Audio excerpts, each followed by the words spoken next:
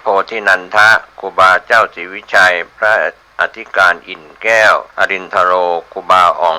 ขอเชิญชวนผู้มีจิตศรัทธามีเจตนาร่วมในข่าวครั้งนี้โอนเงินผ่านธนาคารกรุงไทยสาขาสุเทพชื่อบัญชีวัดป่าแดงมหาวิหารเลขที่บัญชี521064750สอบถามรายละเอียดเพื่อร่วมทำบุญได้ที่0818815690ก็เป็นโครงการปรับภูมิทัศน์และพัฒนาปรับพื้นที่รอบอุโบสถวัดป่าแดงมหาวิหารตำบลสุเทพอำเภอเมืองเชียงใหม่จังหวัดเชียงใหม่โครงการนี้เริ่มดำเนินการท่านที่จะร่วมบุญร่วมกุศลร่วมอนุโมทนาได้บุญได้กุศลได้ความดีโดยทั่วหน้ากัน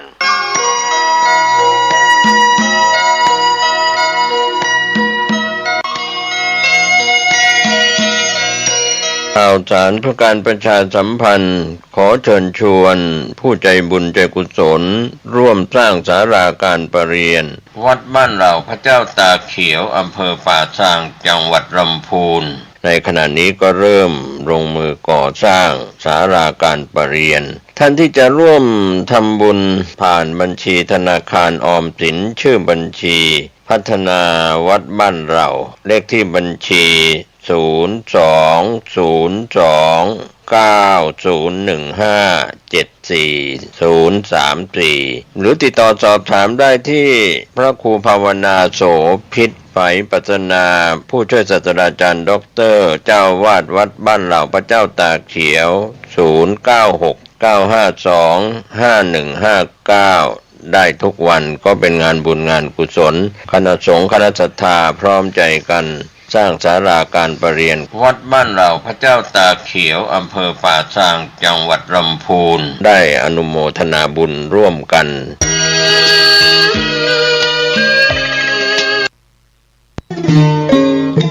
ข่าวสารเพื่อการประชาสัมพันธ์ขอเชิญชวนผู้ใจบุญใจกุศล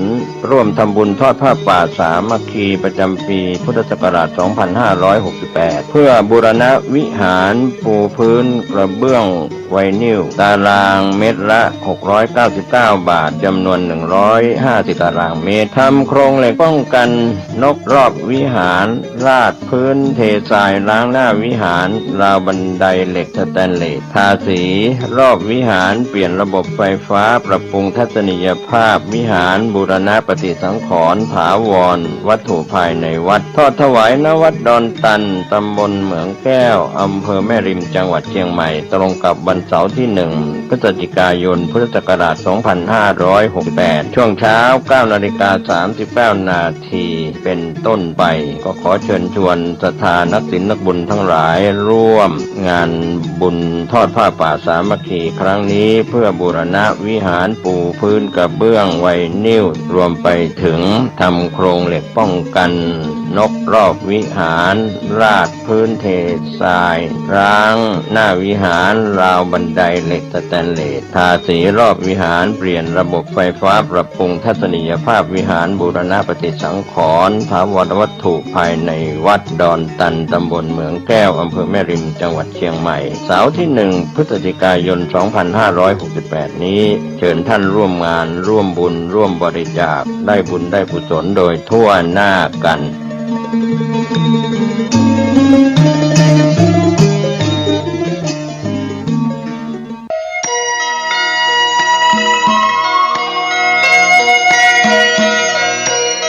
ข่าวสารเพื่อการประชาสัมพันธ์คณะสงฆ์จังหวัดเชียงใหม่ขอเชิญร่วมเป็นเจ้าภาพทุนการศึกษาฉลองปริญญามุทิตาจิตพระภิกษุสามเณรจังหวัดเชียงใหม่ผู้สอบบาลีได้ปีพุทธศักราช 2568 ตรงกับวันเสาร์ที่ 27 กันยายน พุทธศักราช 2568 เวลา 9:30 นาทีพิธีทำบุญทักษิณานุปทานเวลา 13 นาฬิกาพิธีฉลองปริญญาธรรมมุทิตาจิตจัดงานณวัดสวนดอกพระรามหลวงตำบลสุเทพอำเภอเมืองจังหวัดเชียงใหม่ท่านสามารถร่วมบริจาคได้ที่วัดท่าตอนพระรามหลวงอำเภอแม่อายเชียงใหม่วัดพระสิงห์วรมหาวิหารอำเภอเมืองเชียงใหม่ วัดพระธาตุดอยสะเก็ดพระอารามหลวงอำเภอดอยสะเก็ดจังหวัดเชียงใหม่วัดสวนดอกพระอารามหลวงอำเภอเมืองเชียงใหม่จังหวัดเชียงใหม่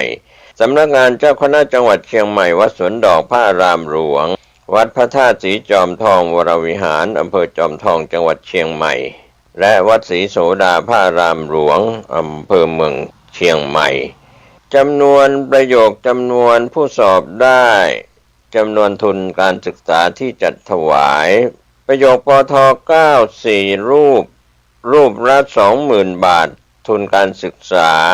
80,000 บาทประโยคปท8รูปละ 10,000 บาททุนการศึกษา 80,000 บาทประโยคปท7 8รูปละ 7,000 บาททุนการศึกษา 56,000 บาทประโยคปท6จำนวน5รูปละ 6,000 บาททุนการศึกษา 30,000 บาทประโยคปท5จำนวน11รูปละ 5,000 บาททุนการศึกษา 55,000 บาทประโยคปท4 21รูปละ 4,000 บาททุนการศึกษา 84,000 บาทประโยคปท3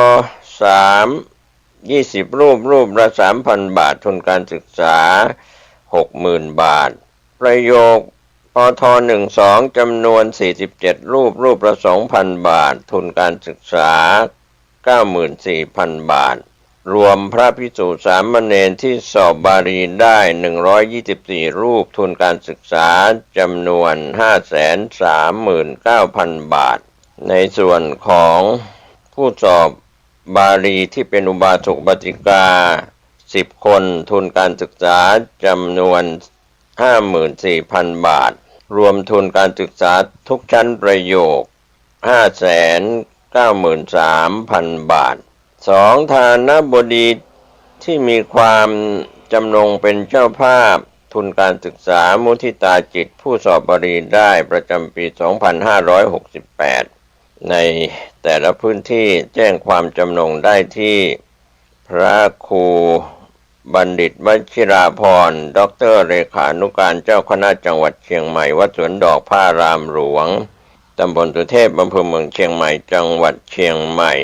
50200โอนเงินเข้าบัญชีธนาคารกรุงไทยกองทุนฉลองประเรียนธรรมเลขที่บัญชี54002961557ภายในวันที่20กันยายน2568เพื่อนำรายชื่อจัดพิมพ์ในสูจิบัตรและอนุโมทนาบัตรก็เป็นส่วนที่ทางคณะสงฆ์จังหวัดเชียงใหม่ขอบคุณอนุโมทนาในกุศลเจตนาของท่านมาณโอกาสนี้ก็เป็นข่าวสารเพื่อการประชาสัมพันธ์คณะสงฆ์จังหวัดเชียงใหม่เชิญร่วมเป็นเจ้าภาพทุนการศึกษาฉลองประเรียนมุทิตาจิตพระภิกษุสามเณรจังหวัดเชียงใหม่ผู้สอบบาลีได้ปีพุทธศักราช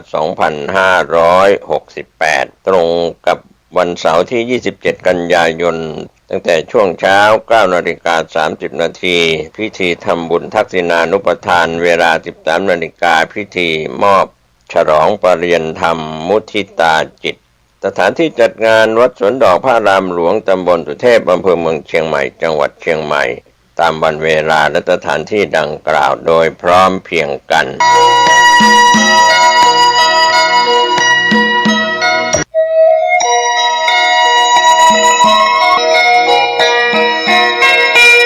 ข่าวสารเพื่อการประชาสัมพันธ์กำหนดการฟังเทศน์รายการรถด่วนขบวนพิเศษฤดูกาลเข้าพรรษา5 กันยายนแรม 8 ค่ำเดือน 12 เหนือรถด่วนเคลื่อนไปยังลานอนุสาวรีย์3 กษัตริย์เวลา 19 นาฬิกาฟังพระธรรมเทศนา1 กันจันทร์ที่ 22 กันยายนแรม 15 ค่ำเดือน 12 เหนือรถด่วนเคลื่อนไปยังวัดศรีมารามตำบลสันกลางอำเภอสันกำแพงจังหวัดเชียงใหม่ 19 นาฬิกาฟังพระธรรมเทศนา1 กันอังคารที่ 30 กันยายนขึ้น 8 ค่ำเดือนเกียงรถด่วนเคลื่อนไปยังวัดเวรุวันตำบลยางเนิ้งอำเภอสารพีจังหวัดเชียงใหม่ 19 นาฬิกาฟังพระธรรมเทศนา1 กันอังคารที่ 7 ตุลาคมขึ้น 15 ค่ำเดือนเกียง รถด่วนเคลื่อนมายังพุทธสถานเชียงใหม่ตำบลช้างคานวันมอบโล่ 19 นาฬิกาทำพิธีก็เป็นการปิดการอบรมก็ขอเชิญชวนศรัทธานักศีลนักบุญในฤดูการเข้าพรรษาฟังเทศรายการรถด่วนขบวนพิเศษในฤดูการเข้าพรรษาประจำปี 2568 ดำเนินรายการโดยคณะสงฆ์จังหวัดเชียงใหม่องค์กรเครือข่ายจังหวัดเชียงใหม่โดยมีคณะกรรมการบริหารกลุ่มหนุ่มสาวจังหวัดเชียงใหม่ดำเนินงานก็เป็นส่วนที่ประชาสัมพันธ์ผ่านรายการทางสถานีวิทยุกระจายเสียงแห่งนี้ท่านได้บุญได้กุศลร่วมกันกับรายการรถด่วนประจำปี 2568 ได้บุญได้ความดีได้สติปัญญาโดยทั่วหน้ากัน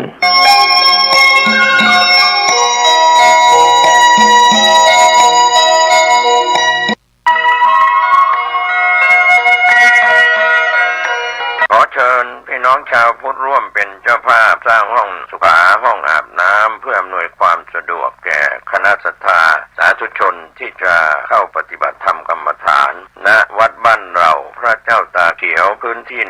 126 ตารางเมตรจำนวน23ห้องประกอบด้วยห้องน้ำหญิง8ห้องห้องอาบน้ำ4ห้องห้องสำหรับผู้พิการ1ห้องห้องน้ำชายแบ่งเป็นห้องสุขา5ห้องโถปัสสาวะ3โถห้องอาบน้ำ4ห้องและห้องสำหรับผู้พิการอีก1ห้องท่านผู้ใจบุญใจกุศลร่วมสร้างห้องน้ำห้องขาตารางเมตรละ 10,000 บาทหรือตามกำลังเจตนาศรัทธาติดต่อร่วมทำบุญได้ที่ธนาคารกรุงไทยสาขาป่าซางเลขที่บัญชี79800274865ชื่อบัญชีวัดบ้านเราหรือสอบถามรายละเอียดเพิ่มเติมได้ที่พระครูภาวนาโสภิตผู้ช่วยศาสตราจารย์ด็อกเตอร์เจ้าวาดวัดบ้านเราพระเจ้าตากเขียวตำบลบ้านเรือนอำเภอป่าซางจังหวัดลำพูน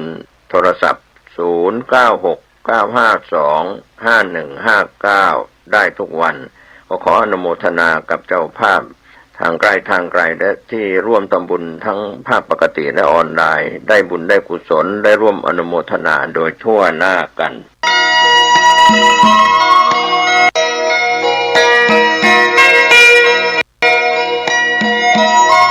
ข่าวสารงานบุญงานกุศลขอเชิญร่วมทำบุญสร้างวิหารและพิพิธภัณฑ์ครูบาปิ่นชัยณวัดบ้านกลางตำบลรีอำเภอรีจังหวัดลำพูนท่านที่มีกุศลเจตนาศรัทธาร่วมทำบุญได้ที่พระครูอินทวุฒิคุณเจ้าคณะอำเภอรีเจ้าอาวาสวัดบ้านกลางหรือโอนเงินผ่านบัญชีวัดบ้านกลางธนาคารกรุงไทยสาขาลีบัญชีเลขที่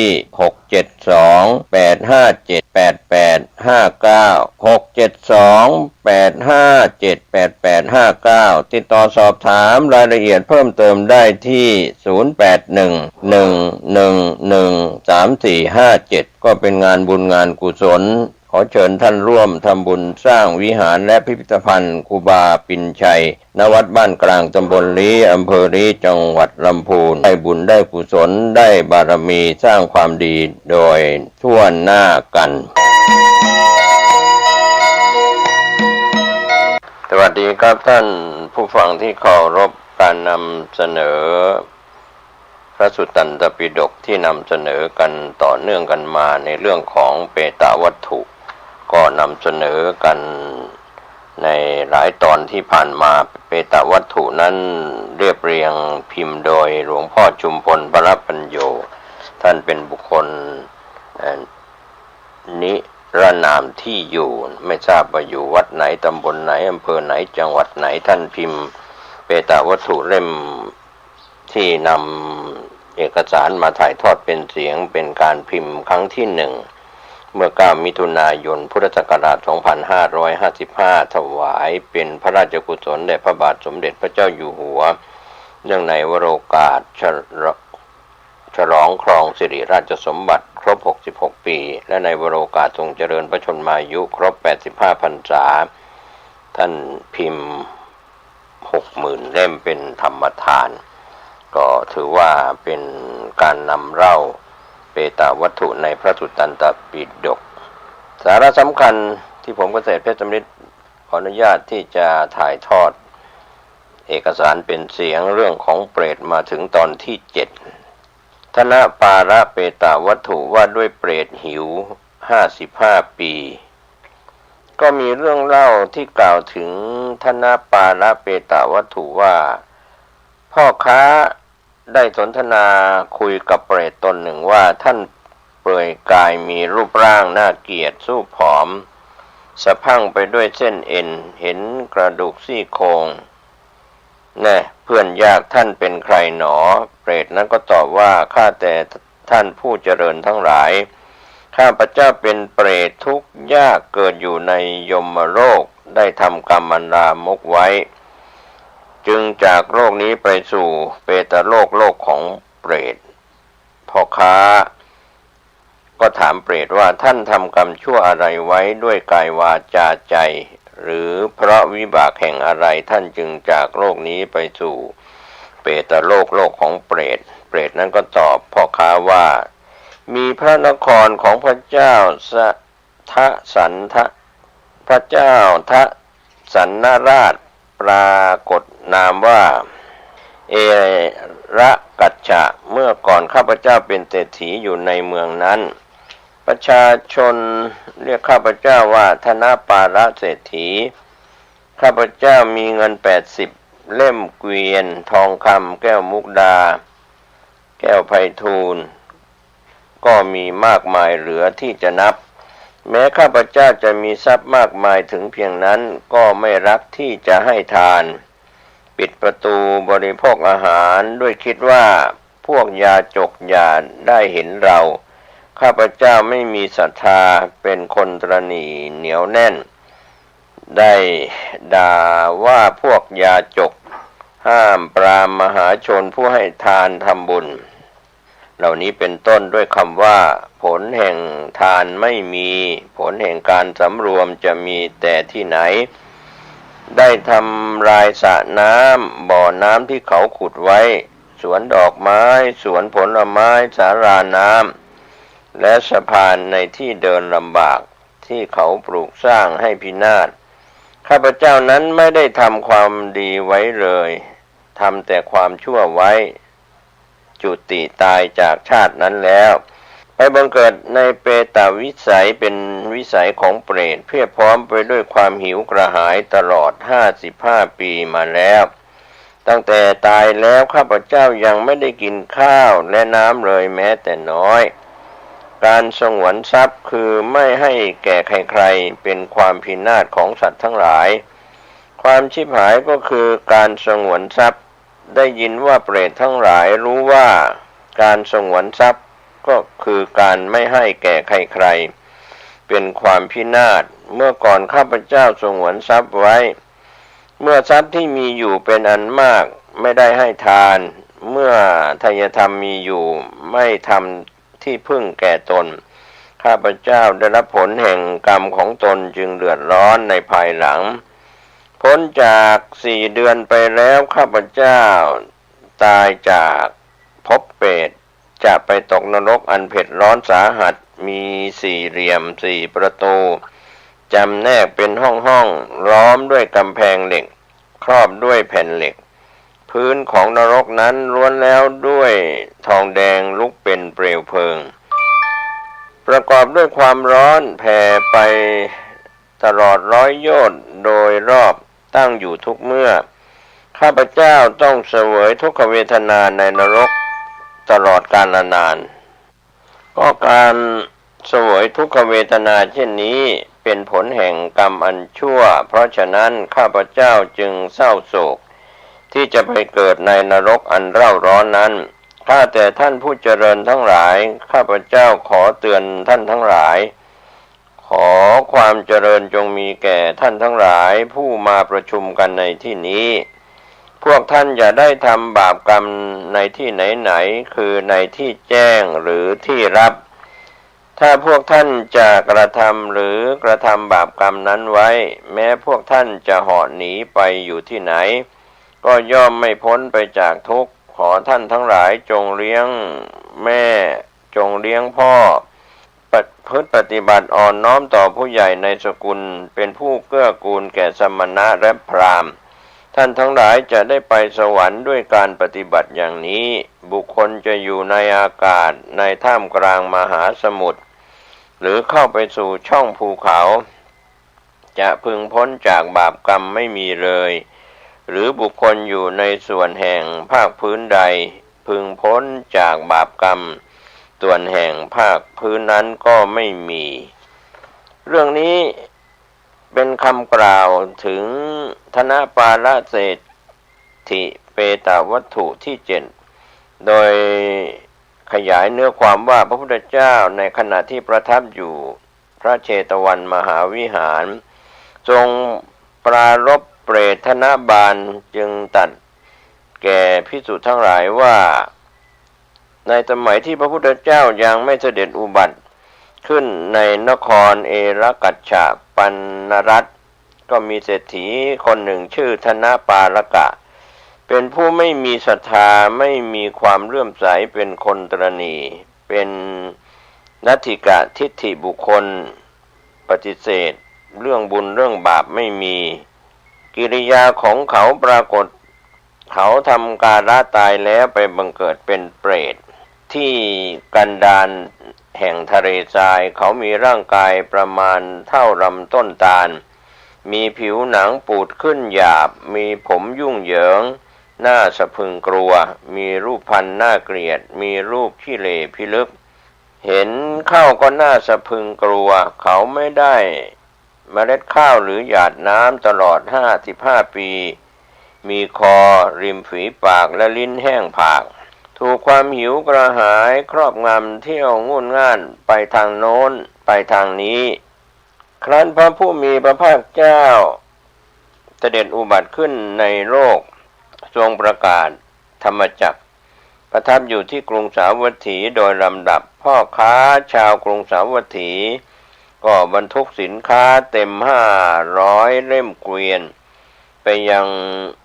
อุตราประทาชนบทขายสินค้าแล้วก็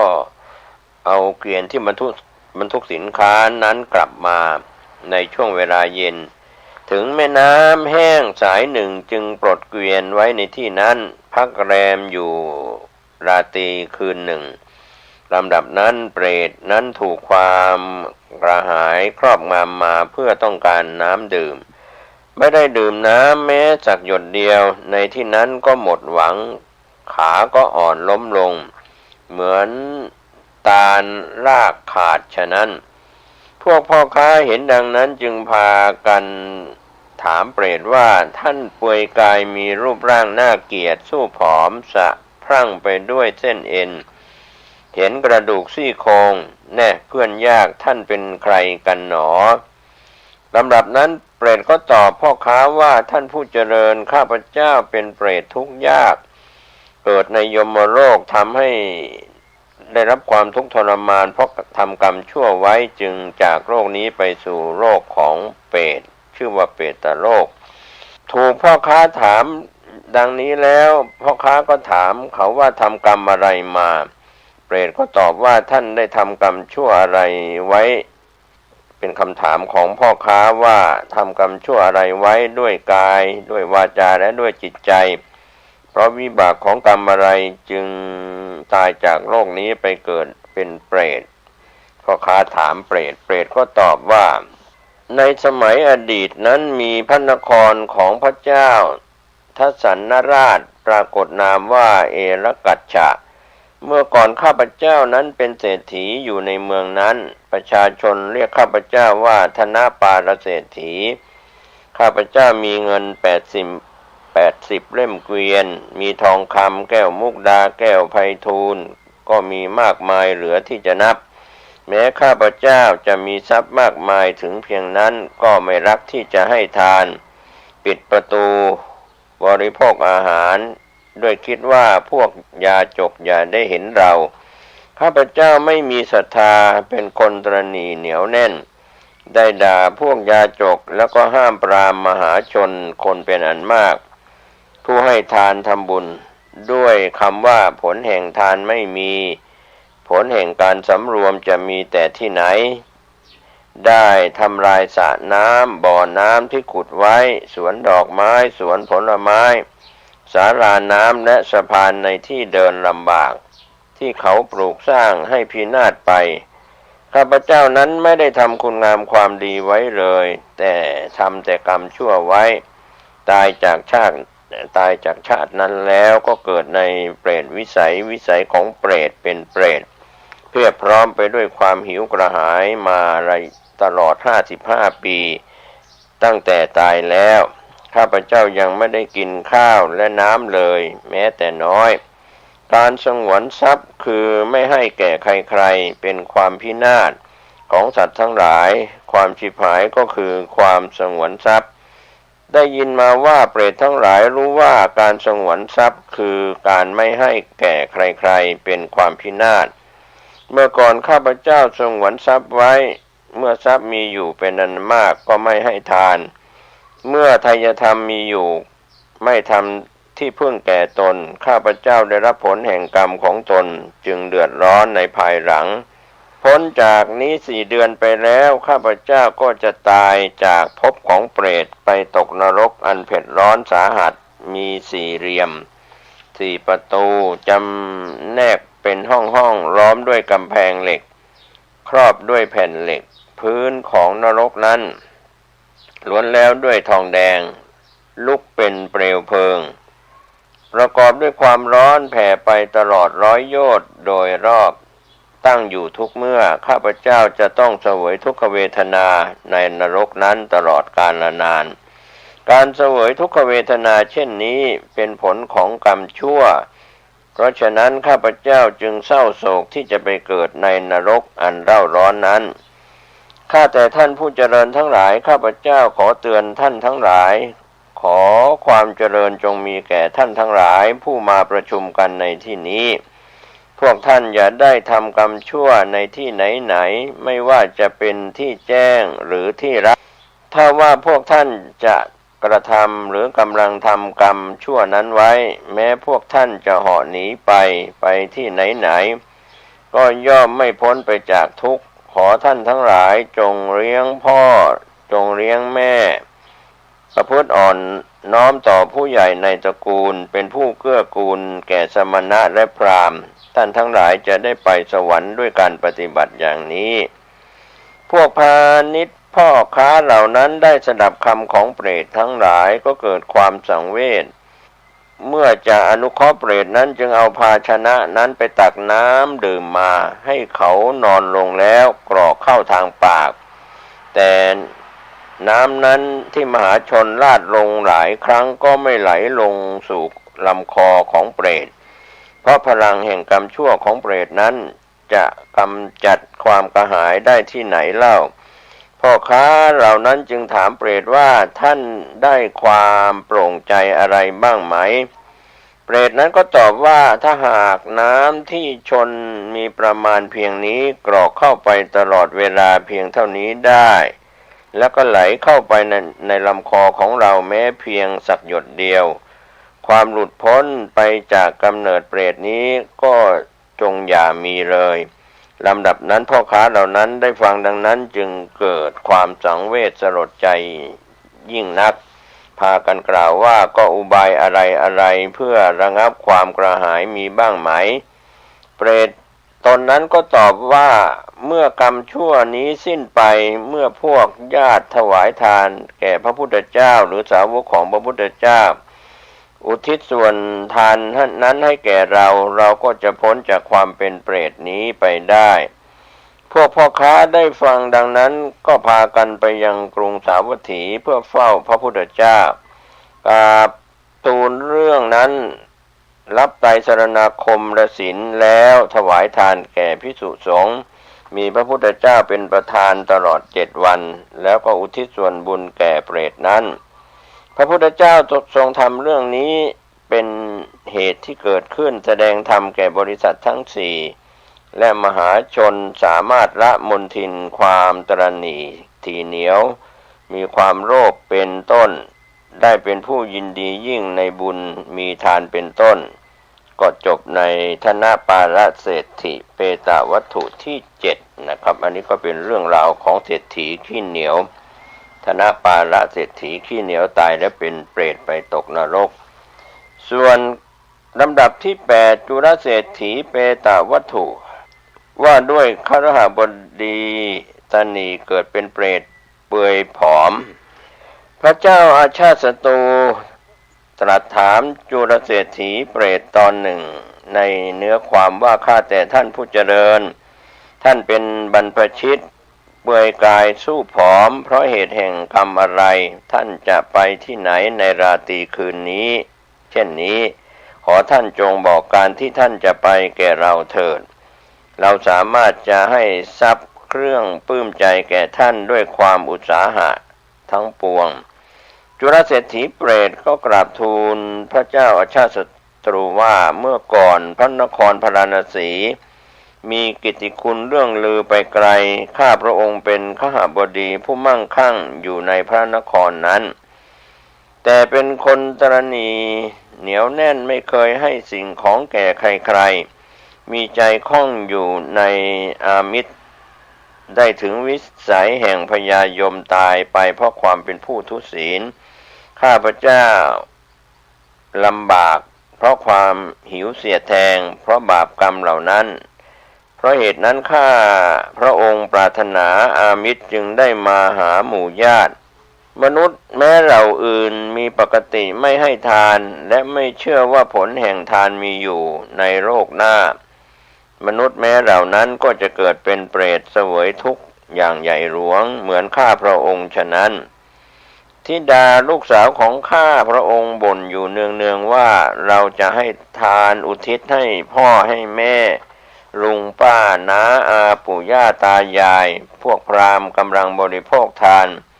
อันลูกสาวของข้าพระองค์ตกแต่งแล้วข้าพระองค์จะไปยังเมืองอันทกาวินทนครเพื่อบริโภคอาหารพระเจ้าชาติศัตรูจึงสั่งเขาว่าถ้าท่านได้ไปเสวยผลทานนั้นพึงรีบกลับมาบอกเหตุที่มีจริงแก่เราฟังคำอันมีเหตุผลควรเชื่อถือได้แล้วจะทำการบูชาบ้างจุลเศรษฐีเปรตทูลรับพระดำรัสแล้วได้ไปยังอันทกาวินทนครนั้นแต่ไม่ได้รับผลแห่งทานนั้นเพราะพราหมณ์ทั้งหลายที่บริโภคอาหารเป็นผู้ไม่มีศีลไม่สมควรแก่การทำบุญทักษิณาภายหลังจุลเศรษฐีเปรตกลับมาสู่นครราชคฤห์อีกได้ไปแสดงกายปรากฏเฉพาะพระพักตร์ของพระเจ้าอาชาติศัตรูผู้เป็นใหญ่กว่าหมู่ชนพระราชาทอดพระเนตรเห็นเปรตนั้นกลับมาอีกจึงตรัสถามว่าเราได้ให้ทานอะไรถ้าเหตุที่จะให้ท่านอิ่มหนำตลอดกาลมีอยู่ไซร้ขอท่านจงบอกเหตุนั้นแก่เราจุลเศรษฐีเปรตกราบทูลว่าข้าแต่พระราชาขอพระองค์จงทรงอังคาดพระพุทธเจ้าและพระสงฆ์ด้วยข้าวและน้ำจงทรงถวายจีวรแล้วทรงอุทิศกุศลนั้นเพื่อประโยชน์เกื้อกูลแก่ข้าพระองค์โดยการทรงบำเพ็ญกิจอย่างนี้ข้าพระองค์จะพึงอิ่มหนำตลอดกาลนานในลำดับนั้นพระราชาเสด็จออกจากปราสาททันทีทรงถวายทานอันประณีตแก่พระสงฆ์ด้วยพระหัตถ์ของพระองค์แล้วทรงกราบทูลเรื่องราวแก่พระพุทธเจ้าทรงอุทิศส่วนกุศลให้จุลเศรษฐีเปรตจุลเศรษฐีเปรตอันพระเจ้าชาติศัตรูบูชาแล้วเป็นผู้งดงามยิ่งนักได้ปรากฏเฉพาะพระพักตร์พระราชาผู้เป็นใหญ่กว่าชนแล้วก็กราบทูลว่าข้าพระองค์เป็นเทวดามีฤทธิ์อย่างยอดเยี่ยมแล้วมนุษย์ทั้งหลายผู้มีฤทธิ์เสมอด้วยข้าพระองค์ไม่มีขอพระองค์ทรงทอดพระเนตรดูอานุภาพอันหาประมาณมิได้ของข้าพระองค์นี้เถิดเกิดจากผลที่พระเจ้าชาติศัตรูพระองค์ทรงถวายทานอันจะนับมิได้แก่สงฆ์อุทิศส่วนพระราชกุศลให้แก่ข้าพระองค์ด้วยทรงอนุเคราะห์ข้าแต่พระองค์ผู้เป็นเทพแห่งมนุษย์ข้าพระองค์เป็นผู้อันพระสงฆ์อันพระอริยสงฆ์ให้อิ่มหนำด้วยไทยธรรมมีข้าวและน้ ผ้าผ่อนเป็นต้นเป็นอันมากจึงได้อิ่มหนำแล้วเนืองบัดนี้ข้าพระองค์มีความสุขแล้วขอทูลลาพระองค์ไปก็เป็นเรื่องราวในจุลเศรษฐิเปตวัตถุที่8การขยายความในเรื่องนี้ในสมัยนั้นพระพุทธเจ้าประทับอยู่ที่เวรุวันมหาวิหารทรงปรารภจุลเศรษฐีเปรตก็ตรัสเรื่องนี้ท่ามกลางภิกษุสงฆ์ว่าในกรุงพาราณสีนั้นมีคหบดีผู้หนึ่งเป็นคนไม่มีศรัทธาไม่มีความเลื่อมใสเป็นคนตระหนี่เหนียวแน่นไม่เอื้อเฟื้อต่อการบำเพ็ญบุญชื่อว่าจุลเศรษฐีเขาทำการละตายแล้วบังเกิดในหมู่เปรตร่างกายของเขาปราศจากเนื้อและเลือดมีเพียงกระดูกเส้นเอ็นและหนังศีรษะโล้นปราศจากผ้าแต่ลูกสาวของเขาชื่ออนุราอยู่ในเรือนของสามีในอันทกวินทนครมีความประสงค์จะให้พราหมณ์บริโภคอาหารอุทิศให้พ่อจึงจัดแจงเครื่องอุปกรณ์ทานมีข้าวสารเป็นต้นเปรตรู้ดังนั้นไปในที่นั้นโดยทางอากาศด้วยความหวังผ่านมาถึงกรุงราชคฤห์ก็สมัยนั้นพระเจ้าอาชาติศัตรูถูกพระเจ้าเทวทัตยุยงส่งไปให้ปรงพระชนชีพพระบิดาคือพระเจ้าพิมพิสารนอนไม่หลับเพราะความเดือดร้อนใจและความฝันร้ายจึงขึ้นไปบนปราสาทเดินจงกรมอยู่ก็เห็นเปรตนั้นเหาะไปอยู่จึงถามเปรตนั้นว่าข้าแต่ท่านผู้เจริญท่านเป็นบรรพชิตป่วยกายสู้ผอมเพราะเหตุแห่งกรรมอะไรท่านจะไปไหนในราตรีเช่นนี้ขอท่านจงบอกการที่ท่านจะไปแก่เราเถิดเราสามารถจะให้ทรัพย์เครื่องปลื้มใจแก่ท่านด้วยความอุตสาหะทุกอย่างได้ยินว่าพระราชากล่าวกับเขาว่าท่านเป็นบรรพชิตเปลือยกายสู้ผอมด้วยความสำคัญว่าผู้นี้เป็นสมณะเปลือยเพราะเขาเป็นคนเปลือยกายและเป็นคนศีรษะโล้นเปรตเมื่อถูกพระเจ้าชาติศัตรูถามอย่างนี้จึงบอกประวัติของตนว่าเมื่อสมัยอดีตก่อนที่กรุงพาราณสีมีขึ้นมีกิตติคุณเรื่องลือไปไกลข้าพระองค์เป็นข้าฤหบดีผู้มั่งคั่งเป็นเศรษฐีอยู่ในกรุงพาราณสีแต่เป็นคนตระหนี่เหนียวแน่นไม่เคยให้สิ่งของแก่ใครๆมีใจคล้องอยู่ในอามิตรได้ถึงวิสัยแห่งพญายมเพราะความเป็นผู้ทุศีลข้าพระองค์ลำบากแล้วเพราะความหิวเสียดแทงเพราะความชั่วกรรมชั่วเหล่านั้นเพราะเหตุนั้นข้าพระองค์ปรารถนาอามิตรจึงได้มาหาหมู่ญาติมนุษย์แม้เหล่าอื่นมีปกติไม่ให้ทานไม่เชื่อว่าผลแห่งทานมีอยู่ในโลกหน้ามนุษย์แม้เหล่านั้นก็จะเกิดเป็นเปรตเสวยทุกข์ใหญ่เหมือนข้าพระองค์ฉะนั้นลูกสาวของข้าพระองค์บ่นอยู่เนืองๆว่าจะให้ทานอุทิศให้พ่อให้แม่ลุงป้าน้าอาปู่ย่าตายายพวกพราหมณ์กำลังบริโภคทานอันลูกสาวของข้าพระองค์ตกแต่งแล้วข้าพระองค์จะไปยังเมืองอันทกวินทนครเพื่อบริโภคอาหารเบื้องหน้าแต่นั้นพระราชาพระเจ้าชาติศัตรูจึงตรัสสั่งกับเขาว่าถ้าท่านไปเสวยผล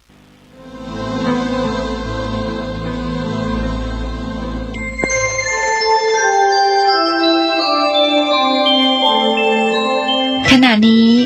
ท่านกำลังฟังสถานีวิทยุกระจายเสียง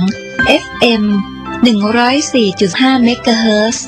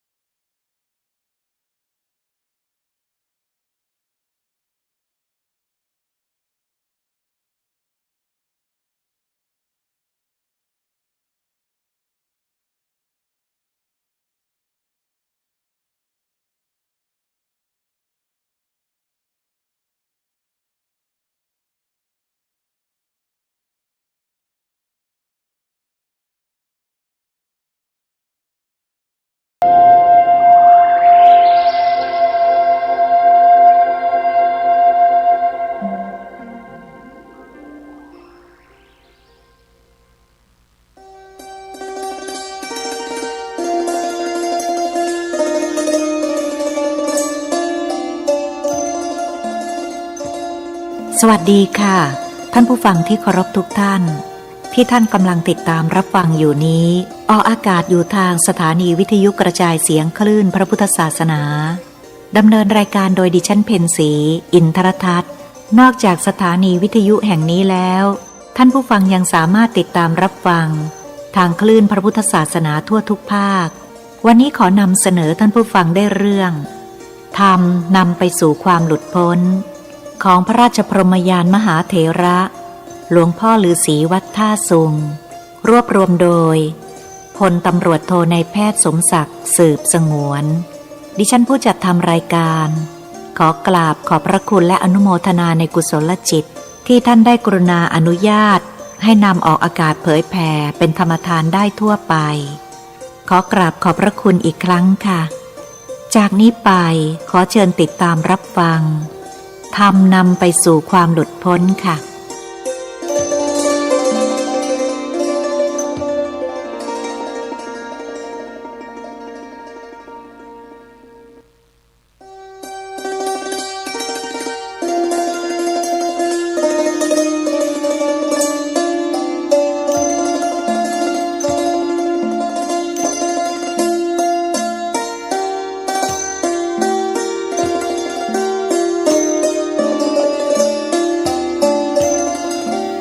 พระธรรมเดือนเมษายนพุทธศักราช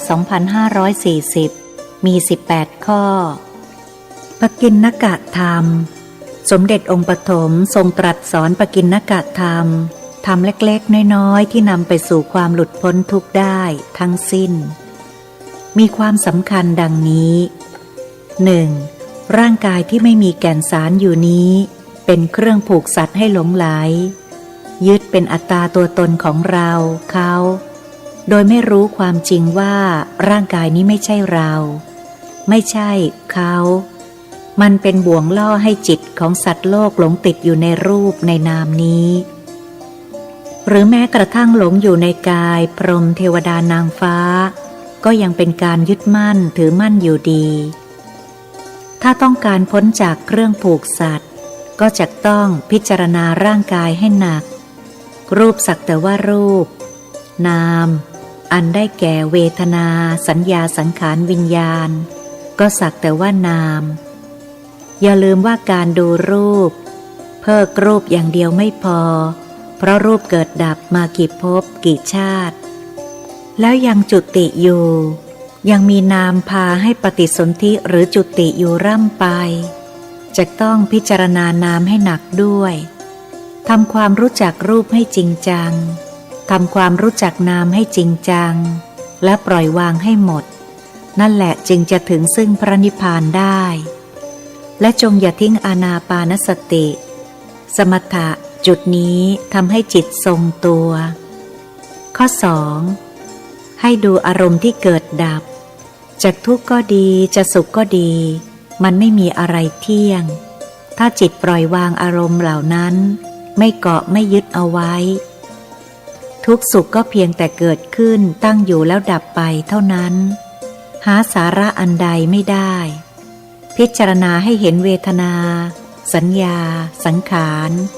วิญญาณให้ชัดแล้วจึงจักปล่อยวางได้ดูได้ทั้งวันไม่ว่ายืนเดินนั่งนอนขอเพียงแต่ให้มีสติกำหนดรู้ตามดูอารมณ์ทั้งวันแล้วก็แล้วกันและเมื่อวางการพิจารณาก็อย่าลืมกำหนดรู้อานาปานสติด้วยจุดนี้สำคัญมากเพราะจะทำให้จิตทรงตัว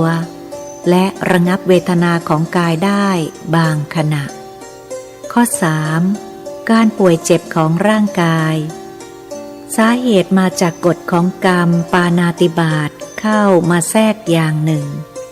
และเป็นธรรมดาของร่างกายที่มีธาตุสี่มาประชุมกันอันไม่เที่ยงอีกอย่างหนึ่งเช่นโรคหิวเป็นต้นนี่แหละให้เห็นโทษของการมีร่างกายอันมีเกิดเป็นเบื้องต้นมีเสื่อมไปในท่ามกลางและที่สุดก็คืออนัตตาได้แก่ตายไปในที่สุดร่างกายของใครหรือแม้แต่ของเราก็เป็นอย่างนี้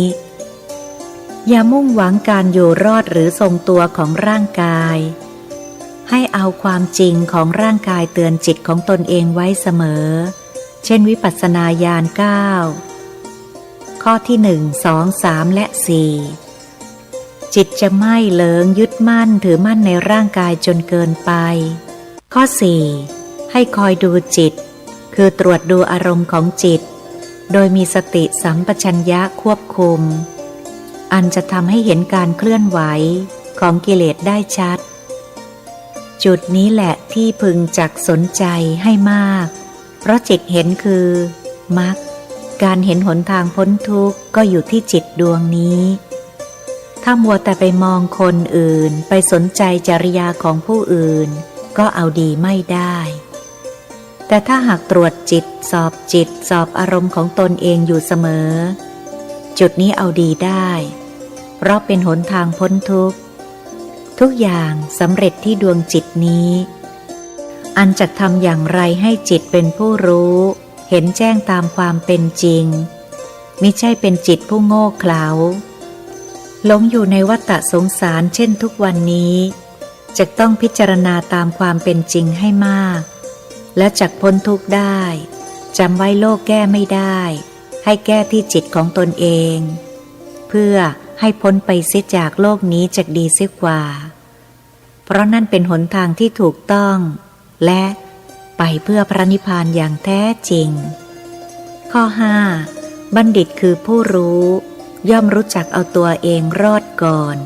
จึงจักไปโปรดบุคคลอื่นให้รอดพระตถาคตเจ้าเป็นแบบฉบับทุกพุทธันดรทรงปฏิบัติตนให้พ้นทุกข์ก่อนจึงค่อยออกไปโปรดเวนยสัตว์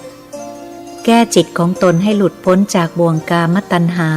ภวตัณหาวิภวตัณหาหลุดจากรักโลภโกรธหลงจึงนำผลของการปฏิบัติอันได้แล้วกับจิตของตนเองออกมาเผยแพร่ประกาศเป็นสัจธรรมคือคำสั่งสอนทั้ง 84,000 พระธรรมขันธ์นั้นพระอริยสงสาวกอันเป็นบัณฑิตผู้รู้ตามก็รับหน้าที่เป็นพุทธบุตรสืบทอดตลอดกันมาจนกว่าจักสิ้นวาระของอายุพระพุทธศาสนาในแต่ละพุทธันดรบุตรของตถาคตมี4เหล่าคือภิกษุภิกษุณีอุบาสกอุบาสิกาเวลานี้ภิกษุณีหมดไปจากพุทธันดรนี้แต่จะมีเหล่าเดียรถีอ้างขึ้นมาให้มีภิกษุณีให้ได้คงเหลือแต่ภิกษุอุบาสกอุบาสิกาอันการเข้าถึงพระพุทธศาสนาก็สุดแล้วแต่การปฏิบัติของแต่ละคนกรรมคือการกระทำขึ้นอยู่กับบารมีคือกำลังใจของแต่ละคนนั้นๆทุกพุทธันดรก็จะเป็นอย่างนี้เหมือนกันหมดไม่มีใครทำแทนกันได้ทุกคนมีกรรมคือการกระทำเป็นของตนเองทั้งสิ้นผู้ใดหมั่นตรวจสอบศีลสมาธิปัญญาหรืออริยมรรคมีองค์8ด้วยจิตของตนเองมิใช่ไปตรวจที่ผู้อื่นผู้นั้นย่อมมีพระนิพพานเป็นที่ไปและผู้นั้นแหละเป็นลูกตถาคตอย่างแท้จริงอะไรมากระทบอายตนะยังมีก็ต้องรับรู้นี่เป็นเรื่องธรรมดาแต่ให้มันเอาเหตุที่มากระทบนั้นพิจารณาให้เข้าสู่ไตรลักษณ์ทุกอย่างไม่เที่ยงเป็นทุกข์เป็นอนัตตาปล่อยวางให้ได้ด้วยปัญญาอย่าไปแก้โลกให้แก้จิตของตนเองแล้วจักถึงฝั่งพระนิพพานได้ง่ายข้อ6ดูร่างกายให้ถนัดมีใครเป็นเจ้าของร่างกายได้ตลอดกาลตลอดสมัยไหมบุคคลผู้หลงติดอยู่กับร่างกายตายแล้วก็เกิดแสวงหาร่างกายแสวงหาภพชาติยังไม่มีที่สิ้นสุดจงพยายามมองให้เห็นชัดว่าอันที่จริงนั้นจิตติดอะไรกันแน่ถ้าหากมองไม่เห็นก็แก้ไม่ได้จะต้องพยายามสำรวจจิตของตนให้เห็นชัดอยู่เสมอจึงจักสมบูรณ์ด้วยสมาธิคือความตั้งใจมั่นที่จักสอบจิตและมีปัญญามองเห็นทุกอย่างที่จิตไปติดนั้นตามความเป็นจริงจุดนั้นแหละจึงจะละกิเลสได้เป็นสมุจเฉทปหานะ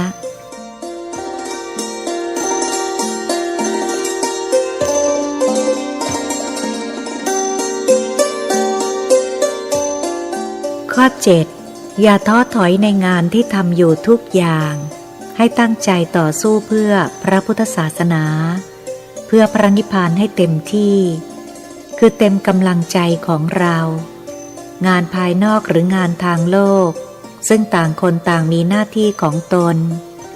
ก็พยายามทำให้เต็มความสามารถของแต่ละคนแต่พร้อมที่จะละปล่อยวางได้ทันทีเมื่อความตายมาถึงและงานภายในคืองานสมถะวิปัสสนาธุระก็ทำให้เต็มกำลังใจงานทั้งสองประการนี้อย่าให้ขาดตกบกพร่องจึงจักได้ชื่อว่ากำลังใจเต็มคนอื่นจะเป็นอย่างไรอย่าไปสนใจอย่าไปห้ามกรรมหรือสนใจในกรรมของใครให้ดูการกระทำของกายวาจาใจของตนเองพึงกำหนดรู้อยู่ที่ศีลสมาธิปัญญาตลอดเวลาใครกระทำผิดศีลสมาธิปัญญาอย่าไปโกรธเขาให้พึงมีเมตตาให้มากๆให้คิดว่าคนเราเกิดมาเป็นมนุษย์นี้ได้แสนยากมีโชคดีมากที่เกิดมาพบพระพุทธศาสนาได้พบพระธรรมคำสอนของพระพุทธองค์และได้พบพระอริยสงฆ์หากไม่สามารถรักษาศีลสมาธิปัญญาไว้ให้ได้ก็ต้องไปเริ่มต้นใหม่ที่อบายภูมิให้รู้สึกสงสารพวกเหล่านี้ด้วยเมตตาจริงๆอย่าเอาความรู้สึกสมน้ำหน้าเข้าไปเจือปนความเกลียดชังอารมณ์ปฏิฆะก็จะเกิดขึ้นแทนเมตตาให้พิจารณาเรื่องเมตตาและพรหมวิหารสี่ให้มากๆและจิตจะมีอารมณ์เยือกเย็นขึ้นได้การปฏิบัติก็จะเข้าถึงมรรคผลได้เร็วแต่พึงระมัดระวังคำว่าการมีพรหมวิหารสี่ให้แก่ตัวเองนั้นไม่ใช่ความเห็นแก่ตัวผู้ใดเข้าใจอย่างนั้นจักแปลคำสอนของตถาคตเจ้าผิดให้พิจารณาให้ลึกซึ้งแล้วจักรู้ชัดว่าพรหมวิหารสี่เกิดขึ้นกับจิตของตนเองเป็นอย่างไรความเห็นแก่ตัวหรือมัจฉริยะความตระหนี่ขี้เหนียวเป็นอย่างไรให้สังเกตว่าพรหมวิหารสี่เกิดกับจิตแล้วจักเยือกเย็นมาก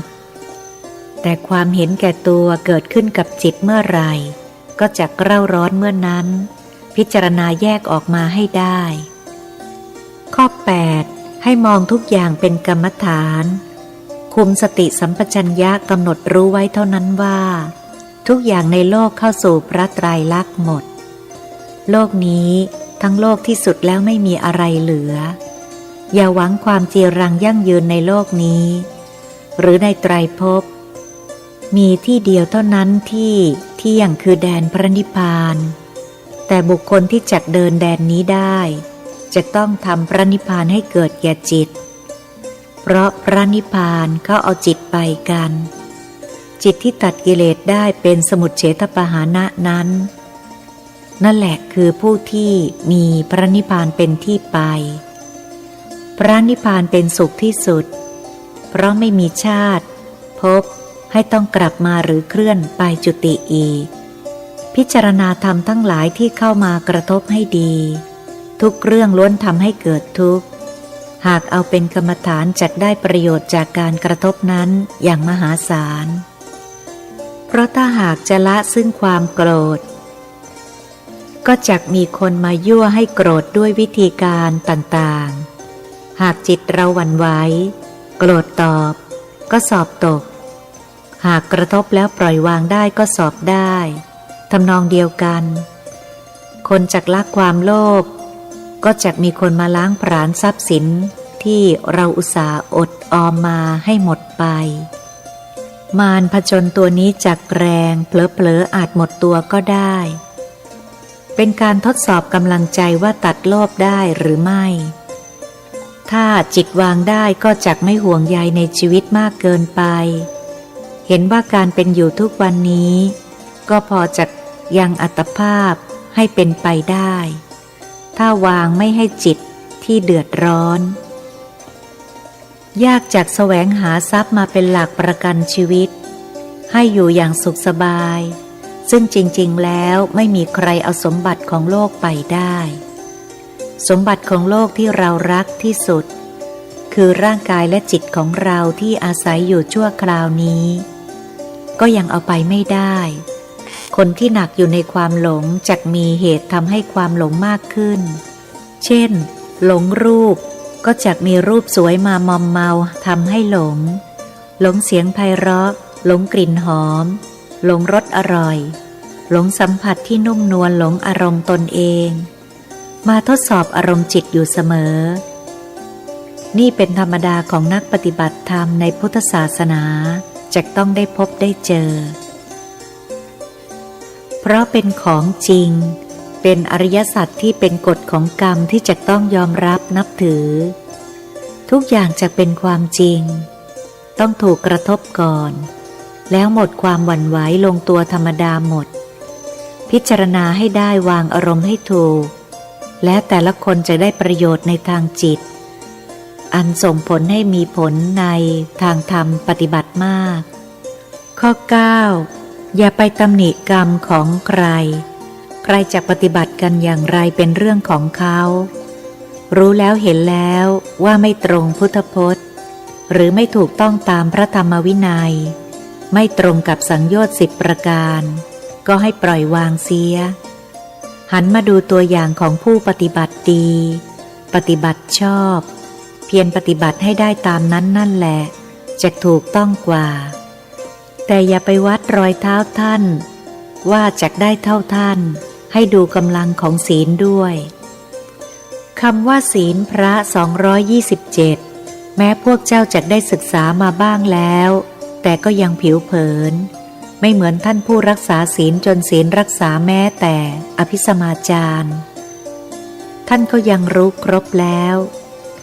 จิตของท่านย่อมละเอียดมากตามลำดับขั้นของศีลนั้นๆอย่าตีตนเสมอท่านเป็นอันขาดขอให้อดทนต่อหน้าที่ต่อไปเพื่อช่วยเกื้อกูลพระพุทธศาสนาอย่าท้อถอยอุปสรรคต่างๆจักสลายตัวไปในไม่ช้าขอเพียงให้พวกเจ้ามีกำลังใจตั้งมั่นในอารมณ์เพื่อพระนิพพานทำทุกอย่างเพื่อพระพุทธศาสนาเท่านั้นทุกคนต่างมีหน้าที่ช่วยเหลือเกื้อกูลพระพุทธศาสนาทำไปเถิดแม้เหมือนจักปิดทองหลังพระความดีอันนี้ไม่สูญหายทุกอย่างหมอทำหน้าที่เผยแพร่ธรรมะก็เช่นกันเป็นการเกื้อกูลคำสอนของพระพุทธศาสนาเพราะฉะนั้นจงรักษาความดีให้เหมือนเกลือรักษาความเค็มอย่าลืมการตำหนิคนเป็นความไม่ดีการนินทาคนเป็นความไม่ดีอย่าให้มีเกิดขึ้นแก่จิตของพวกเจ้าอย่าเอาแต่เพียงให้ธรรมะแก่ผู้อื่นสังโยชน์ของตนเองยังเหลือค้างอยู่แค่ไหนพึงเร่งรัดปฏิบัติให้ได้ด้วย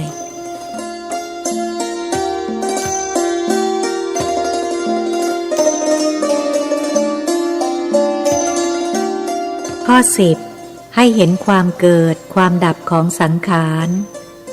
เห็นทุกอย่างไม่เที่ยงเป็นทุกข์เป็นอนัตตากายสังขารก็ดีจิตสังขารก็ดีมีแต่ความเปลี่ยนแปลงจิตยึดเมื่อไหร่ทุกข์ก็เกิดเมื่อนั้นให้พยายามปลดอารมณ์ที่ไปเกาะติดทุกข์เหล่านี้เสียร่างกายไม่เที่ยงร่างกายเป็นทุกข์และที่สุดร่างกายนี้ก็เป็นอนัตตาพิจารณาไปแล้วให้ปล่อยวางอย่านึกท้อถอยเพราะนั่นเป็นการกระทำให้จิตตกลงไปเป็นเหตุให้หมดกำลังใจจุดนี้เรียกว่าจิตยังไม่ยอมรับกฎของธรรมดาถ้าบุคคลมีปัญญาพิจารณาแล้วจักยอมรับนับถือกฎธรรมดาของร่างกายก็จักปล่อยวางร่างกายให้เป็นสักแต่ว่าร่างกายปกติอย่างนี้ก็เป็นอย่างนี้เป็นปกติของมันใจเราให้สักแต่ว่าเป็นใจของเราอย่าให้มันไปทุกข์ด้วยกับร่างกายข้อ 11 เรื่องอะไรจะเกิดก็ย่อมเกิดตามกรรมตามวาระพวกเจ้าอย่าไปยึดถือว่าในโลกนี้จะมีอะไรเป็นความเที่ยงเลย ทุกอย่างเป็นอนิจจังทุกขังอนัตตาทั้งสิ้นถ้าหากยึดว่าเที่ยงก็จะเกิดทุกข์ขึ้นมาทันทีให้ทำจิตให้สบายเห็นทุกอย่างพังหมดเข้าไว้เสมอแม้กระทั่งร่างกายของตนเองเช่นวันนี้เป็นวันสงกรานต์ทางวัดก็มีการทำบุญและทำพิธีสะเดาะเคราะห์ผู้มีศรัทธาต่างก็ตั้งใจมาทำบุญและร่วมพิธีสะเดาะเคราะห์แต่ก็มีเคราะห์เสียก่อนรถยางแตกทำให้เกิดอุบัติเหตุอันเป็นเหตุให้ไม่รู้มาก่อนมีคนเสียชีวิตไป3 คน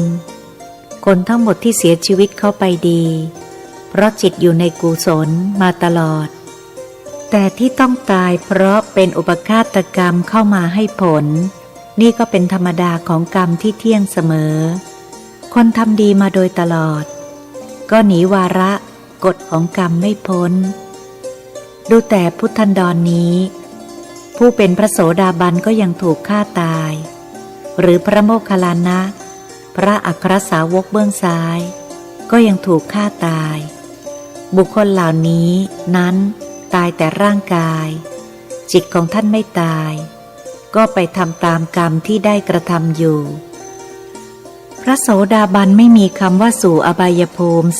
4พระอรหันต์ท่านก็ไปพระนิพพานบุคคลทั้ง3ที่ได้รับอุบัติเหตุก็เช่นกันคำว่าอบายภูมิ4ไม่มีสำหรับบุคคลเหล่านี้ให้พวกเจ้าดูไว้เป็นตัวอย่างชีวิตเป็นของไม่เที่ยงความตายเป็นของเที่ยงและการตายก็ตายแต่เพียงร่างกายจิตนั้นไม่มีวันตายจิตต้องไปเสวยสุขหรือเสวยทุกข์ตามกรรมคือการกระทำของตนเองไปตามวาระนั้นๆทุกคนที่เข้ามาปฏิบัติมักจะกล่าวว่าความตายเป็นเรื่องธรรมดาแต่ทุกคนมักจะทำจิตให้ยอมรับธรรมดาคือความตายอันจะเกิดขึ้นเมื่อไรก็ได้นั้นไม่ได้กล่าวคือจิตไม่ได้รับการซักซ้อมให้ทิ้งร่างกายอย่างเพียงพอยิ่งเกิดอุบัติเหตุหรือเกิดเหตุที่ไม่คาดคิดเกิดขึ้นกับร่างกายถึงแก่ความตายจิตที่อ่อนการซักซ้อมจึงเข้าพระนิพพานไม่ได้เพราะฉะนั้นจงอย่าประมาทในอุบัติเหตุพึงซักซ้อมเข้าไว้ให้ได้เสมอเพื่อให้จิตมันชินรู้ลมรู้ตายรู้นิพพานข้อ12การทำบุญและเกาะบุญก็มีผลตามนั้นเช่นสร้างศาลาวัดก็ดีห้องกรรมฐานก็ดีแม้สร้างพระพุทธรูปไว้กับวัดต่างๆก็ดีหากจิตเกาะบุญในสิ่งที่ตนเองสร้างมีอารมณ์จิตเกาะไม่วางเมื่อกายตายไปจิตมีสิทธิ์เกิดเป็นภูมิเทวดาได้ทั้งสิ้นหากทำบุญแล้วจิตไม่เกาะบุญจิตต้องการพระนิพพานจุดเดียวจุดนี้จัดเป็นบุญใหญ่ที่สุดในพุทธศาสนาอันหนึ่งถ้าผู้ให้บริสุทธิ์แต่ผู้รับไม่บริสุทธิ์ผลบุญที่ได้ก็ไม่เต็มแต่ถ้าผู้ให้บริสุทธิ์ผู้รับบริสุทธิ์ด้วยทำโดยไม่หวังผลตอบแทนด้วยหวังทำเพื่อหลุดพ้นหรือพระนิพพานจุดเดียวจัดเป็นชั้นปรมัตถบารมีจุดนั้นได้ชื่อว่าทำเพื่อมรรคผลนิพพาน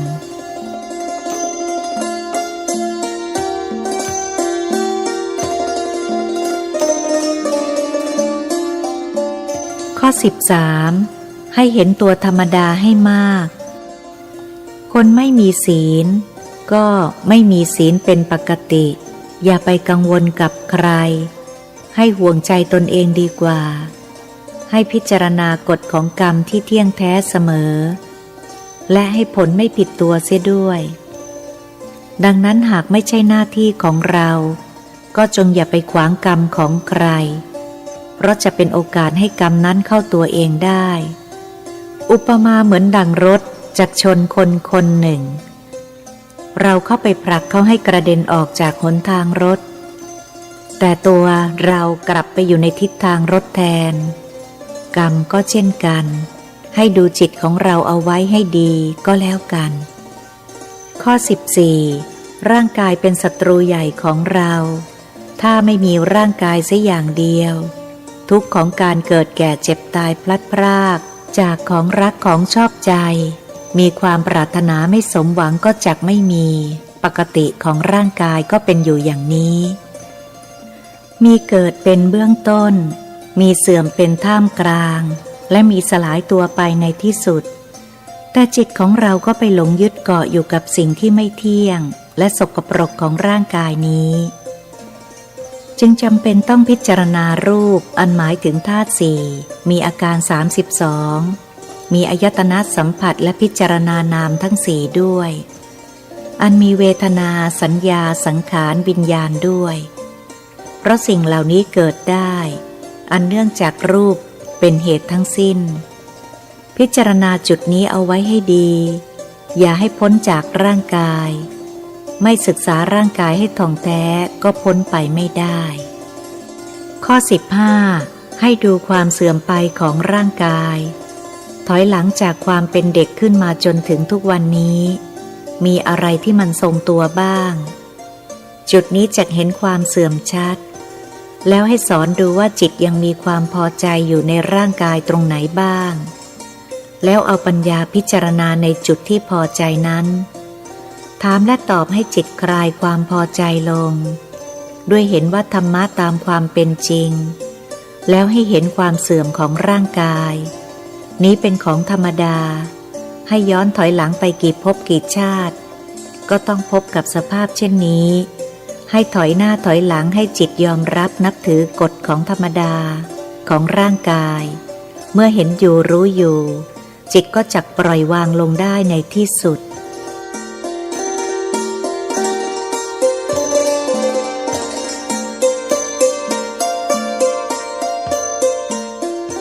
ข้อ16ท่านพระพูดถูกตรงที่ว่า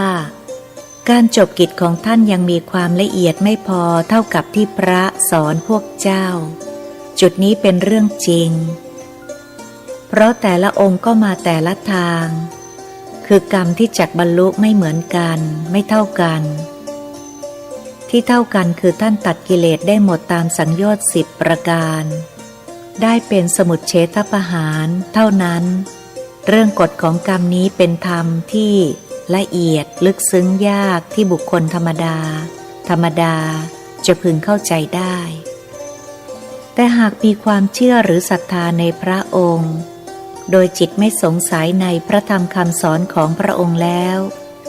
พระองค์ก็ทรงตรัสว่าบุคคลผู้นั้นเป็นผู้สมบูรณ์ด้วยทิฏฐิคือมีสัมมาทิฏฐิเต็มกำลังใจตัวสัมมาทิฏฐิคือตัวปัญญาในพุทธศาสนาเรื่องนี้หลวงพ่อฤาษีท่านเคยพูดไว้ว่าคนผิดคนถูกไม่มีคนชั่วคนเลวก็ดีไม่มีแต่คนที่มาตามกรรมแล้วก็ไปตามกรรมทุกชีวิตเดินเข้าสู่ความตายเหมือนกันหมดและที่สมเด็จองค์ปัจจุบันทรงตรัสเกี่ยวกับท่านเทวทัตเรารักเทวทัตเท่ากับพระราหุลลูกของเราเหตุเพราะพระพุทธองค์และหลวงพ่อฤาษีมีพรหมวิหาร4เป็นอัปปมัญญาท่านมองคนในแง่ดีจิตบริสุทธิ์ปราศจากกิเลสตัณหาอุปทานและอกุศลกรรมหมดอคติ4มองทุกอย่างเป็นธรรมดาหมดด้วยเหตุดังกล่าวนี้การเจริญกรรมฐานตัดสังโยชน์ตั้งแต่เบื้องต้นยันเบื้องปลายไม่มีใครเขาทิ้งพรหมวิหาร4กันเพราะพรหมวิหาร4เลี้ยงทั้งศีลสมาธิปัญญาเป็นกำลังใหญ่ทำให้เข้าถึงพระอรหัตผลได้ง่ายเพราะฉะนั้นจึงทรงพิจารณาให้อยู่ในพรหมวิหาร4อยู่เสมออันหนึ่งจะตัดกิเลสตัวไหนให้ใช้พรหมวิหาร4ควบคู่กันไปจะเป็นกำลังใหญ่ให้ตัดสินได้โดยง่ายด้วยตัวอย่างเช่นการรักษาศีล5ข้อแรกห้ามฆ่าสัตว์หากไม่มีเมตตาความรักไม่กรุณาความสงสารไม่มีมุทิตาจิตอ่อนโยนไม่มีอุเบกขาวางเฉยสมมติว่าอยากกินไก่หากมีอุเบกขาวางเฉยกับความอยากนั้น ก็มีจิตอ่อนโยนไม่ยอมฆ่าไก่นั้นมีความกรุณาสงสารก็ฆ่าไก่ไม่ลงมีเมตตารักแล้วก็ฆ่าไม่ลงในขณะเดียวกันกับผลสะท้อนกลับมาหาตัวเราไม่ต้องตกนรกไปชดใช้กรรมที่ฆ่าไก่นั้นก็เทียบกับเรามีพรหมวิหารสีให้กับตนเองด้วยนี่เป็นอุปมาอุปไมยสำหรับศีลเบื้องต้นข้อแรกข้ออื่นๆก็พิจารณาโดยอาศัยหลักธรรมพรหมวิหารสี่กลับไปกลับมาเช่นกันเรื่องของสมาธิเรื่องของปัญญาก็ให้พิจารณาไปเช่นนี้เหมือนกันแล้วจะทำให้ตัดสินกิเลสได้ง่ายข้อ17อย่าสนใจกับจริยาหรือปัญหาของผู้อื่นเพราะปัญหาของตนเองก็มาพอแล้ว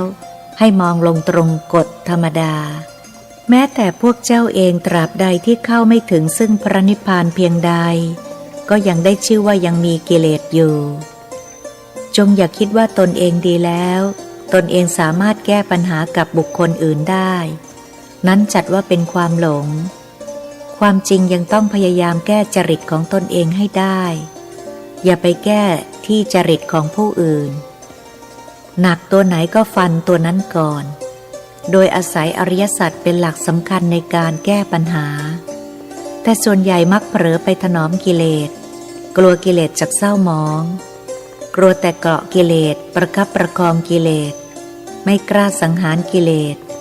เพื่อให้มองลึกลงไปที่ยังตัดสินไม่ได้เพราะยังมีอะไรอาวรณ์ในขันธ์ห้าเป็นต้นกลัวความทุกข์กลัวความลำบากกลัวยากกลัวคอหักกลัวขาดเครื่องบำรุงบำเรอความสุขของร่างกายมีความห่วงใยร่างกายมากกว่าห่วงสภาพของจิตใจนักปฏิบัติตัดตัวนี้ไม่ได้ก็ไม่มีทางเอาดีได้แล้วจงจำไว้ว่าจิตของใครก็ไม่สำคัญเท่าจิตของเราและจิตของเราถ้าไม่รักษาให้มันมีความผ่องใสใครที่ไหนจะมาช่วยรักษาให้มันผ่องใสได้นั้นไม่มีบางครั้งคนอื่นอาจจะทำให้เราชื่นใจมีความสุขในคำสนทนาธรรมแต่นั่นไม่ใช่ของจริงเป็นเพียงความสุขชั่วคราวเกิดขึ้นแล้วดับไปสุขนั้นอยู่ไม่นานไม่เหมือนกับเราปฏิบัติได้ด้วยตนเองสุขทั้งกายวาจาใจนั่นแหละจึงจักเป็นสิ่งที่เลิศประเสริฐแท้จำไว้ตัวรู้ไม่ใช่ตัวปฏิบัติตัวปฏิบัติให้มรรคผลเกิดจริงตามตัวรู้นั่นแหละจึงจักเป็นของจริงอย่าไปจริงจังกับชีวิตให้มากนักทำใจให้สบายเสียบ้างเพราะไม่มีงานใดในโลกที่ทำแล้วเสร็จบริบูรณ์โดยไม่ต้องทำใหม่อีกความจริงแล้วอารมณ์เสียดายก็ดีอารมณ์กังวลในสิ่งต่างๆรวมทั้งงานที่ยังค้างอยู่ก็ดีก็คือนิวรณ์ข้อที่หนึ่งและข้อที่สองนั่นเองหากระงับมันไม่ได้ก็ทำปัญญาของเราให้ถอยหลังคือโง่ทุกครั้งที่ยังมีอารมณ์สองตัวนี้เกิดเมื่อพิจารณาร่างกายแล้วอย่าลืมพิจารณาอารมณ์ของจิตด้วยสองอย่างจะต้องทำควบคู่กันไปมันถามจิตให้จิตตอบอยู่เสมอเป็นการสอบตนเองไม่ไปปรุงสอนผู้อื่นเป็นการสอนตนเองไม่ให้มุ่งสอนผู้อื่นเวลาเราทุกข์เราก็ทุกข์คนเดียวเวลาเราตายร่างกายก็พังเราก็ตายคนเดียวเพราะฉะนั้นมันจะต้องเป็นที่พึ่งแห่งตนเท่านั้นในวาระของชีวิตพิจารณาถึงเรื่องนี้ให้มากจะเกิดประโยชน์ใหญ่ในภายหน้า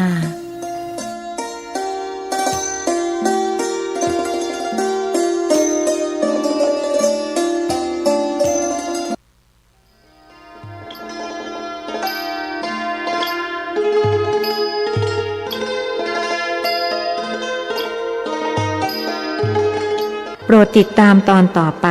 สวัสดีค่ะ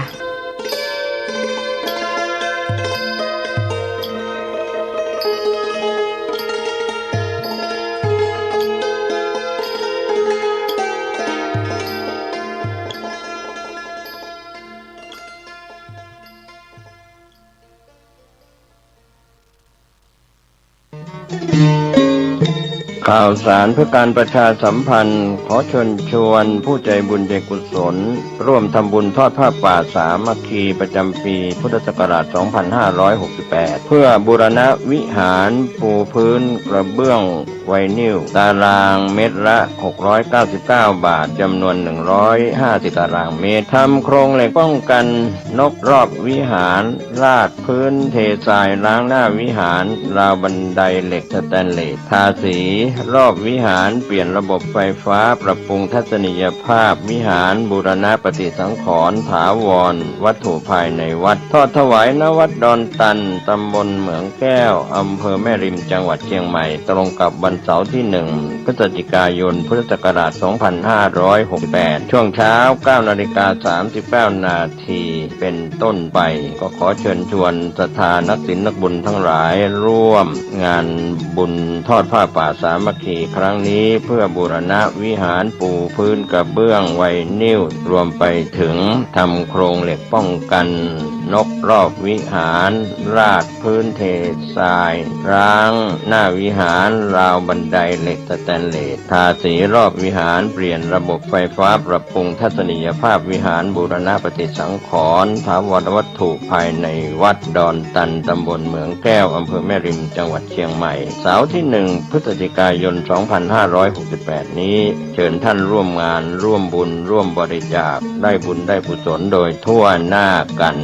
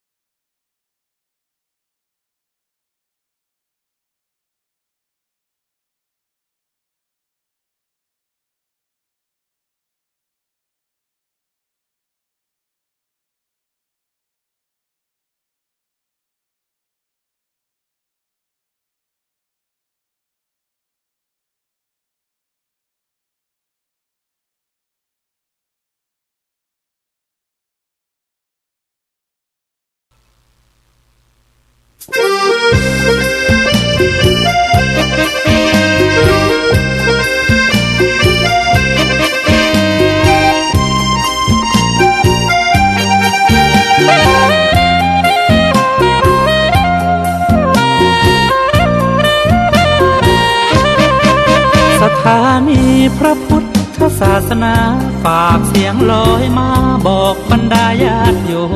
มที่มีใจใช้ธรรมฉโลม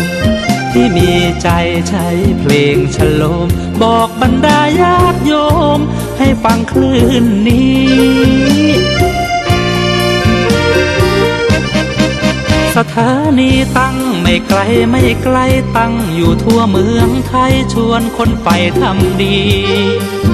เชิญฟังกันทั้งวันดีเจสร้างสรรค์พากันสุขีใครอยากฟังธรรมเชิญทางนี้ใครอยากฟังธรรมเชิญทางนี้หรืออยากฟังเพลงดีๆเปิดคืนนี้นะคุณ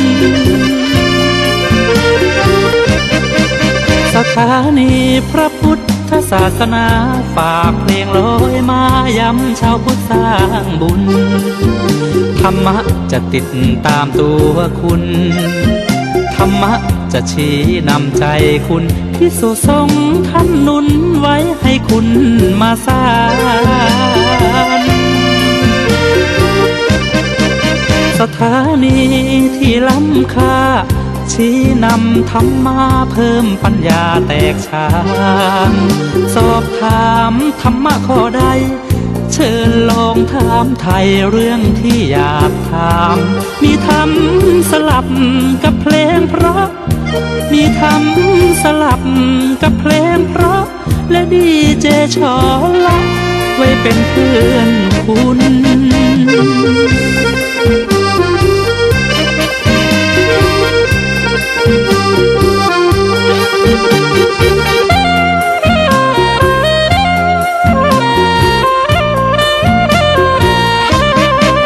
สถานีที่ล้ำค่าชี้นำธรรมะเพิ่มปัญญาแตกฉานสอบถามธรรมะข้อใดเชิญลองถามไทยเรื่องที่อยากถามมีธรรมสลับกับเพลงเพราะมีธรรมสลับกับเพลงเพราะและดีเจชอละไว้เป็นเพื่อนคุณ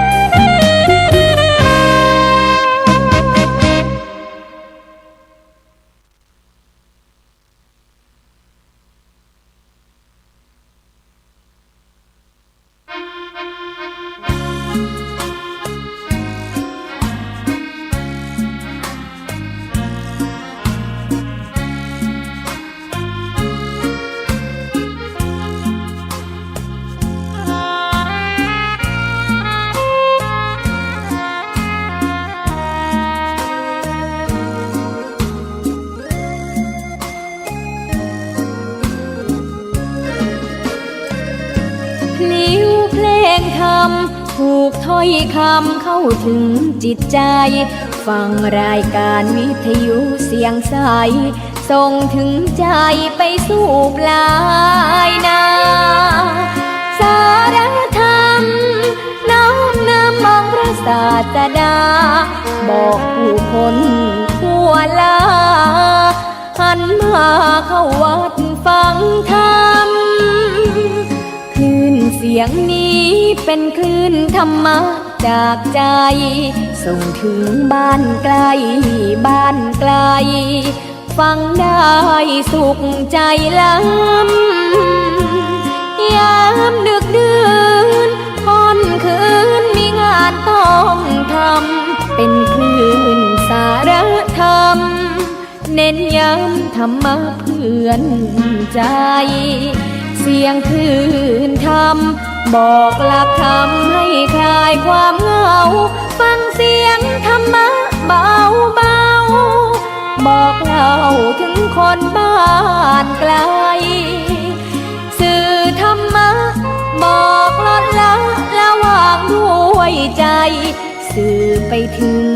สวงในเข้าใจหลักธรรมหลักดี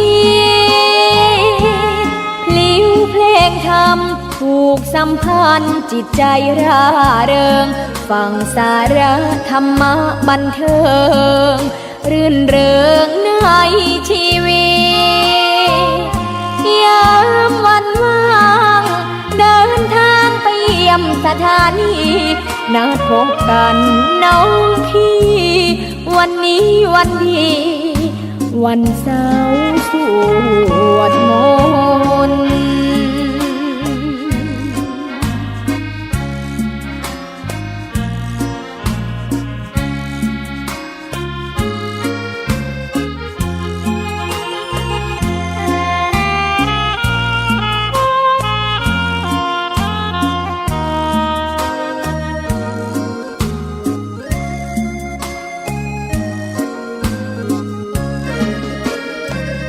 เสียงคลื่นธรรม บอกหลักธรรมให้คลายความเหงาฟังเสียงธรรมะเบาเบาบอกเล่าถึงคนบ้านไกลสื่อธรรมะบอกลดละละวางด้วยใจสื่อไปถึงสวงในเข้าใจหลักธรรมหลักดีพลิ้วเพลงธรรมผูกสัมพันธ์จิตใจร่าเริงฟังสาระธรรมะบันเทิงรื่นเริ